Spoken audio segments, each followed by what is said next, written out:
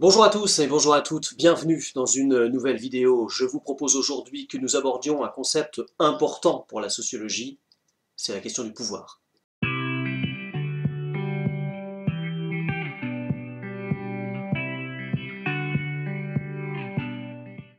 La sociologie s'intéresse beaucoup à la question du pouvoir et depuis longtemps.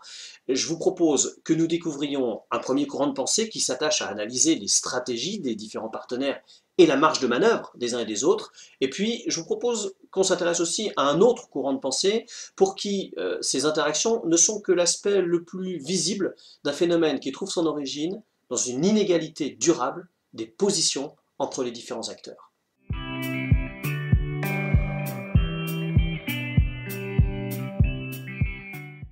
Le pouvoir est généralement considéré par les sociologues, mais aussi par les politologues, comme une relation entre deux ou plusieurs personnes.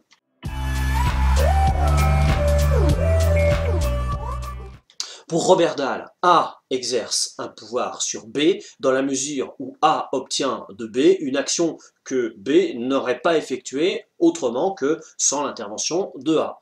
On s'inscrit là clairement dans une conception d'un pouvoir qui n'est pas l'attribut de quelqu'un, mais qui s'exerce sur quelqu'un. Dans cette relation, la personne qui exerce son pouvoir peut utiliser soit la sanction, soit la gratification. Le pouvoir basé sur la sanction est celui, par exemple, du supérieur hiérarchique qui place son subordonné devant une alternative simple. Soit il fait ce que le chef lui demande, soit il prend le risque d'une sanction. Le pouvoir basé sur la gratification ne fait pas appel à la force, mais à un avantage matériel, comme de l'argent par exemple, ou symbolique, comme de la reconnaissance.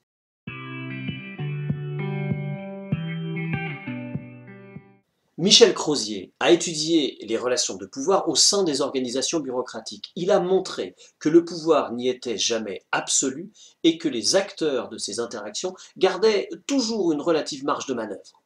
En clair, personne n'est jamais totalement dépourvu de pouvoir. Même quand on est en position hiérarchique très défavorable, on garde toujours une petite marge de pouvoir. Ça tient d'une part à la surabondance des réglementations qui peuvent se neutraliser les unes les autres, et d'autre part à la compétence spécifique des subordonnés. Dans un bureau, si vous êtes le seul à savoir faire marcher la photocopieuse, eh bien, même si vous êtes tout en bas de l'échelle hiérarchique, tous les autres auront besoin de vous. Il découle de ça que chacun des acteurs d'une relation de pouvoir cherche à accroître sa marge de manœuvre et à réduire celle des autres. Le pouvoir est l'enjeu des stratégies des différents acteurs. L'intérêt de cette analyse, c'est d'avoir montré que le pouvoir était présent dans une multitude de relations microsociales et qu'il ne s'exerçait jamais sans résistance. Mais on peut faire quelques critiques à cette approche. On peut notamment lui reprocher de sous-estimer l'aspect structurel des relations de pouvoir qui s'inscrivent dans une organisation économique, politique et culturelle.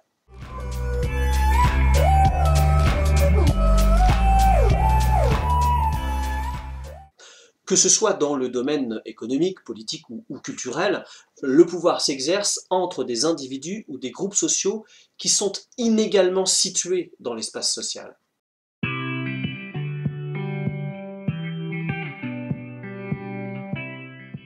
Dans le domaine économique, les relations entre les individus prennent, en principe, la forme d'un échange, et la relation de pouvoir y est souvent niée pour garantir une transaction équilibrée. Par exemple, Michel de la Pradelle, en observant les relations sociales sur un marché de Provence, parle même d'une mise en scène de l'égalité. Pourtant, la possession d'un capital ou un revenu élevé permet à un individu ou à un groupe social d'imposer assez facilement sa volonté à ceux qui ne possèdent pas ces ressources.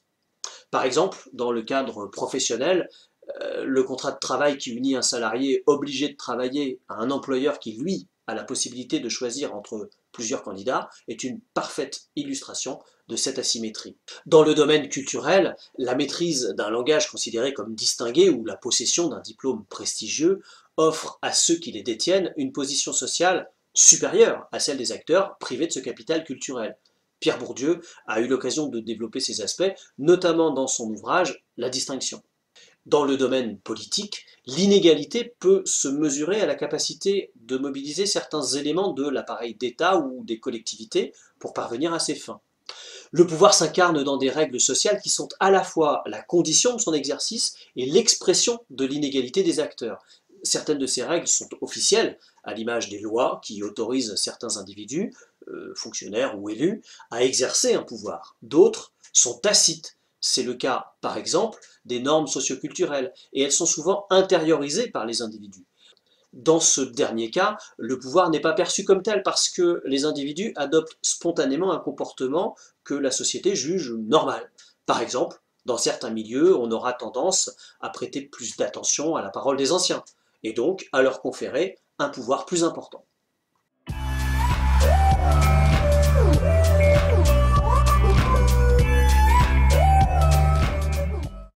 La violence est l'un des attributs de la domination. Elle est le fait de l'État et parfois de mouvements politiques ou religieux. Mais seul l'État a, pour reprendre l'expression de Max Weber, le monopole de la violence légitime. L'État est, nous dit Weber, la seule organisation à avoir le droit d'exercer une violence maîtrisée sur les citoyens. Mais Weber précise, un pouvoir qui ne reposerait que sur la violence ne pourrait pas subsister. Il doit être légitime, c'est-à-dire accepté par la population qui y est soumise. Il en est de même de toute forme de domination, mais dans les domaines économiques et culturels, la légitimation du pouvoir passe très souvent par une occultation des rapports de force. Par exemple, l'analyse des rapports entre individus sous la forme d'un échange mutuel réciproque permet en économie de ne pas mentionner l'inégalité des positions sociales. Parler de ces subordonnés comme de collaborateurs permet en réalité de gommer une relation de pouvoir pourtant bien réelle.